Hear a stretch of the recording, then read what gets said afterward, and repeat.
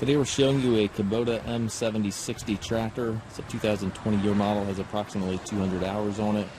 Tractor is practically new, comes with a Kubota LA 1154 quick attach front end loader. Again, right around 200 hours on this machine. Comes with the balance of the factory warranty. It's got the nice climate control cab on it. It's got the upgraded radial tires on it. Skid steer style hookup for your bucket connection. Bucket's in nice shape. Grill guard up front. Paint is excellent. Got work lights on the front and back of the cab. Got two doors. Mirrors on both sides.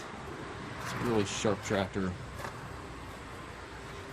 Perfect tractor for smaller hay operations. Also to feed bales, that type of thing.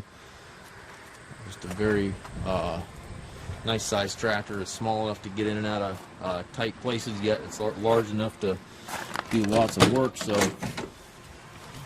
nice sized tractor. Still have the plastic on the seat here.